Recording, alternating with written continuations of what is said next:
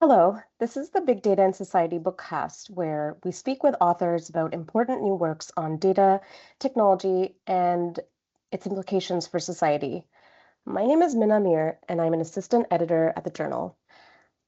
I'm here today with Dr. Nick Srnicek, a political economist and a senior lecturer in digital economy at King's College, London. His research focuses on the artificial intelligence, digital economy, and anti-work politics. His books include After Work, A History of the Home and the Fight for Free Time with Helen Hester, Platform Capitalism, and Inventing the Future, Post-Capitalism and a World Without Work with Alex Williams. Nick co-founded and directed the Digital Economy MSc program at King's College London and has been awarded an honorary professorship from the University of Buenos Aires. We're here to talk today about his new book, Silicon Empires: The Fight for the Future of AI, published by Polity. The book offers a compelling account of artificial intelligence not simply as a technological development, but as a geopolitical struggle, one shaped by the growing entanglement of states, corporations, and digital infrastructures. Nick, thank you so much for joining us. Thank you very much for having me. Absolutely. So I wanted to start our bookcast by asking, where did the idea of the book come from? What prompted you to write Silicon Empires at this particular moment? Yeah, so it stemmed a lot from Platform Capitalism, my earlier book. And one of the things I've been really interested in over the past decade is the sort of leading sources of power within the world. And the tech companies are that major source of power. So Platform Capitalism was an attempt to analyze these companies, the nature of them, the sort of incentives that were driving their behaviors. And then basically Silicon Empires emerged from that. It was an attempt to think about how AI was changing these things. And it started back in, I think, 2018 or 19 was the first piece I sort of published around this topic. And I started writing, towards this book in that year. And then, of course, 2022 happened, which is when ChatGPT came out. And a lot of what I'd sort of written had to be revised quite heavily at that point. However, fortunately, I think a lot of the material that I had written also continued on, particularly the sort of emphasis on scaling that we see happening, the focus on, huge amounts of capital being poured into the infrastructure for these companies, and the focus on computing power, which is something I was trying to argue for before ChatGPT, but has only become more important since then. But I think the through line through all of that is that focus on these leading sectors of power, and then what's driving them and their impact on the rest of the world. Thank you. The book seems to take a kind of materialist political economy approach, looking at AI, as you say, AI geopolitics, as you say, through infrastructures, supply chains, and state corporate relations, rather than just firms or algorithms or even data in isolation. How did you approach researching this project, and what kinds of sources or cases shaped your analysis the most? Yeah, so one of the key challenges was simply the fact that this is like a really fast-moving space. So, academic publishing is a slow-moving beast, and the AI world is extremely fast. So the core sort of constraint on my writing was like, how do I write a book so that it's not obsolete by the time it comes out? Um, and it was a really nice, like, productive constraint, I think, because it did mean that basically I would be reading these news stories happening daily. And the question that always came into my mind was like, is this something fundamental, this news story of the day, or is it just sort of a contingent moment? And it really focused my attention on like these key fundamental shifts which were going on. And so methodologically, then my approach became thinking about, what are the sort of shifts which are going on and that aren't just reflective of like a business cycle, that aren't reflective of a quarterly profit interest, and that aren't even reflective of electoral cycles and things like that. So I finished writing most of the book before Trump was elected, and I was quite happy that actually I didn't have to change much afterwards, because a lot of what I was trying to talk about was precisely the different social groups that have emerged around Silicon Valley and within Washington, and the sort of Chinese parallels, and that it didn't really matter who was elected. If Biden or if Kamala Harris had been elected, or if Trump was elected, um, my analysis was still sort of fundamental beyond that electoral cycle. So that's what sort of honed my focus on these things. And then it became a matter of thinking about, what are the key drivers of AI development today? The capital that goes in, the data centers, the energy, the materials. And then also, what are the sort of fundamental drivers of the geopolitics? And then Hmm. what are the fundamental drivers of the relationship between tech companies and the state? And so that was a sort of, borrowing from Gramsci, a sort of hegemonic analysis, which I tried to do. And hopefully this analysis, it can last for a few years at least. Maybe in a decade we'll look back and be like complete nonsense, but hopefully provide some insight for a few years. No, I mean, it's been nearly a decade since platform capitalism and breeding silicon empires. Also, it struck me the prescience of it. It stands and will stand the test of time because um, you're right. You've written at the top of the Trump election, but everything that you've written, so much of it still stands regardless of what the electoral outcome was. So thank you. Um, a central argument in the book is that artificial general intelligence, or AGI, isn't just a technological shift, but a general transformational technology that has instantiated a reorganization of global power. You argue that AI competition is best understood as a struggle between what you call, quote, state platform complexes, particularly in the US and China. What defines these new empires, and where do we see their power most clearly today?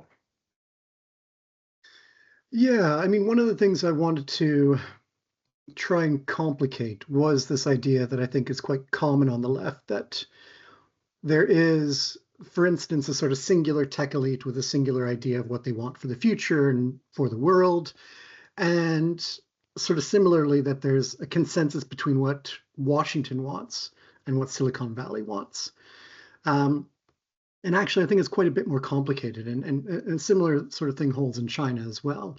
I think, one of the arguments I try and make is that there's multiple different groups of tech power within Silicon Valley, and that what has been the focus of a lot of critique is the big tech companies that are very focused on a neoliberal world, and they grew up in a neoliberal world. They wanted free, the free movement of goods, services, and data. Hmm. And alongside that, we now have an emerging more tech nationalist right in Silicon Valley. So Palantir is a good example of this, but also a lot of the defense tech companies, venture capital, which is now lining up behind these defense tech companies. And then also the AI startups are sort of in a peculiar position with regards to all of this. But basically, within Silicon Valley, you've got two very different groupings, at least, and they want very different visions of the future, of American power, of what tech is supposed to do in the world. And then Washington itself is sort of divided on these topics as well.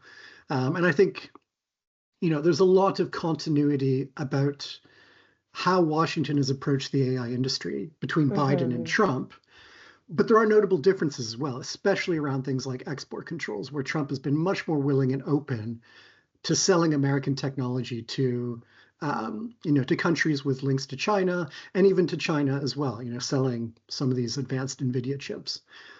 So all of that is not just a reflection of the change in administration, but also a reflection of the changing sort of balance of powers between these different groups within Washington about how they perceive American technology, about what its role in the world is, and then what American strategy should be towards all of this.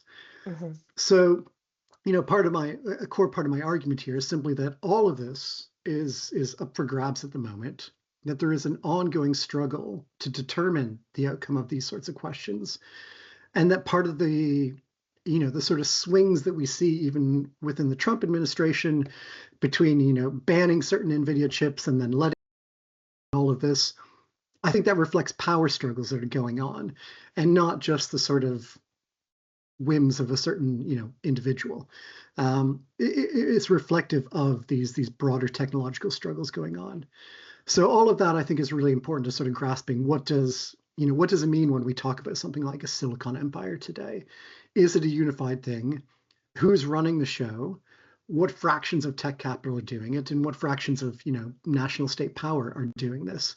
I try and provide a framework for all of that within the book.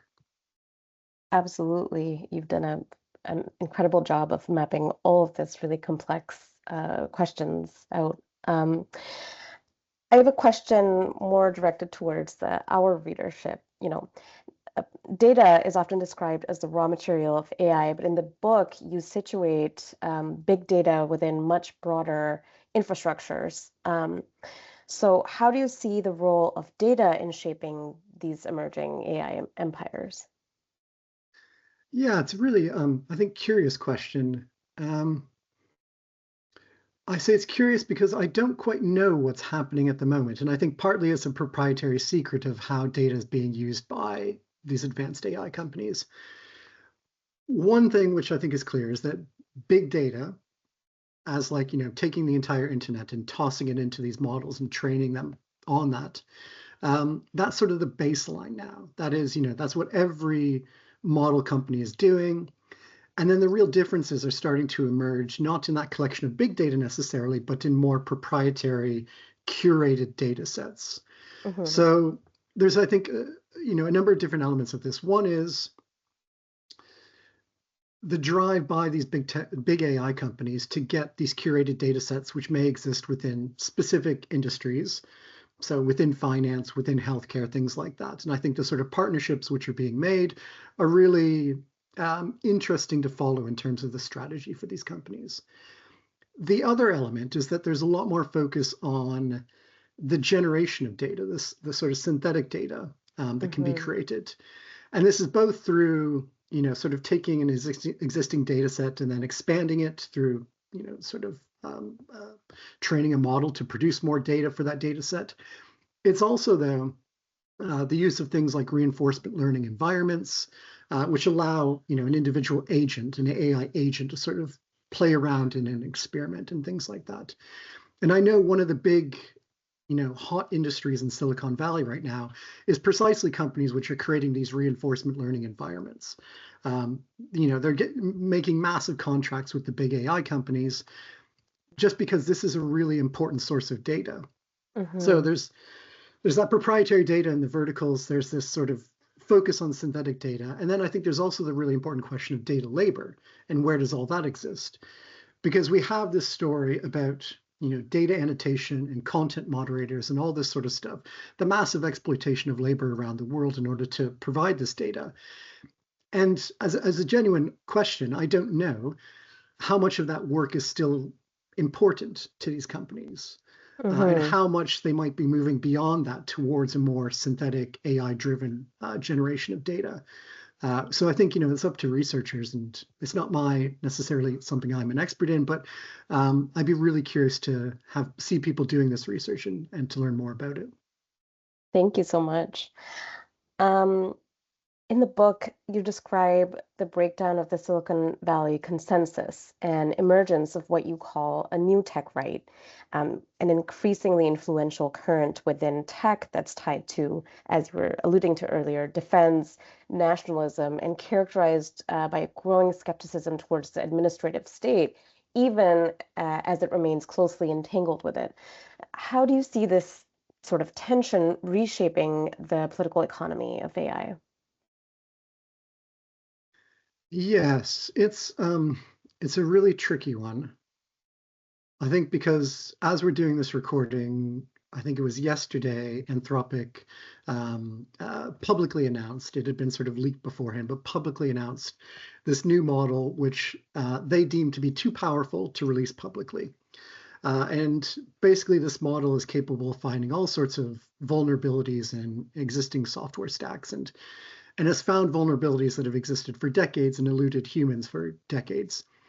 And the sort of national security potential of a model like that is immense. Is basically a model which could, at its limits, break into any other government that, say the US government wanted. No sort of security system seems like it would be able to sort of evade this model being able to get in and Wow. to hack into these things. So the question is, right now, and you can see this as well in the sort of debate between Anthropic and the Department of War, the disagreement that went on there. You've got a private company which is saying, no, this model cannot be used to do these things. Mass surveillance of Americans, use in fully autonomous weapons, and also I would suggest to just sort of willy-nilly be used for offensive cyber operations. That's a private company dictating to the national, the American government what their weapon can and cannot be used for. And to what, how long does the American government allow that to sort of stand? And this sort of Anthropic and Department of War disagreement, I think it's reflective of this debate, which is going to become more and more important about how these models, these tools, these technologies are being used and what they're being used for. But it's also reflective, I would say, of this long post-Cold War retreat from the American Defense Department basically leading innovation in the country. So, the Defense Department basically, directing where technological change should head, funding, setting funding priorities, providing funding for companies to follow that. And then after the Cold War, it retreated and it became a focus of private innovation, the big tech companies. Mm-hmm. And that means that there's now two centers of power. These private tech companies who are leading in innovation and controlling the use of it, the development of it, the direction of it. And then the US national state, which wants, a very particular, type of technology, wants to be able to use it in a very particular way. So there's this, battle which is emerging. And it's only going to become, I think, more and more contentious, more and more worrisome.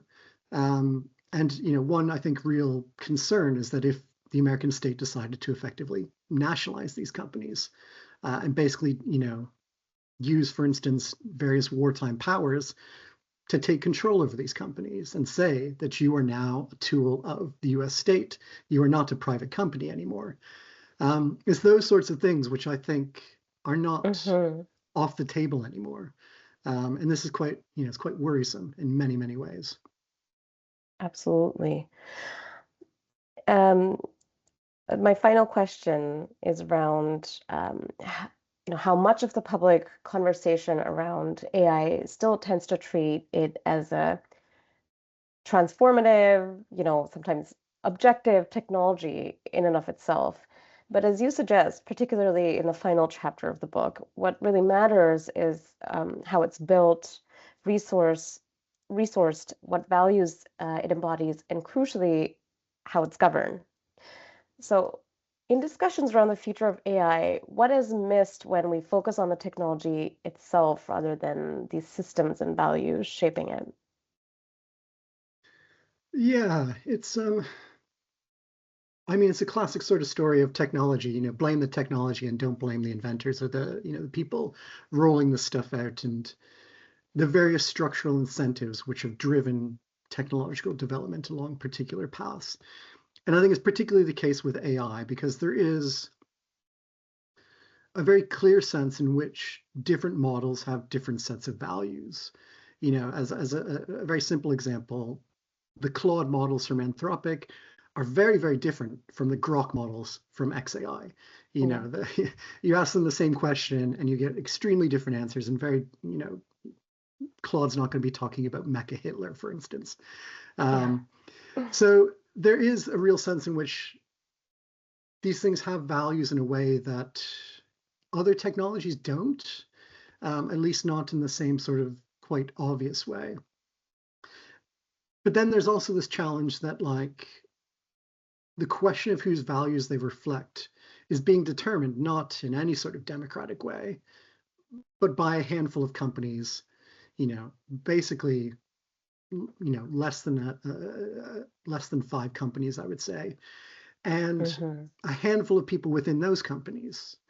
And even if, and I think many of the people involved do have really good interests in mind. I think they have humanity's interest in mind, but they are necessarily partial perspectives on the world that are going to be missing things and that are going to reflect their own biases. And this is the value of democracy, is that it allows a plurality of perspectives in, and the idea is that you come to better outcomes, more efficient outcomes, and more legitimate outcomes as a result of democracy. So the democratization of AI and the embedding of democratic values within these systems is, I think, incredibly important and not really being discussed in any sort of public way. It's just accepted that these technologies will be developed by these private companies. And then the only question becomes about where do we adopt them? And the Hmm. pressure, the structural pressure is to adopt them everywhere.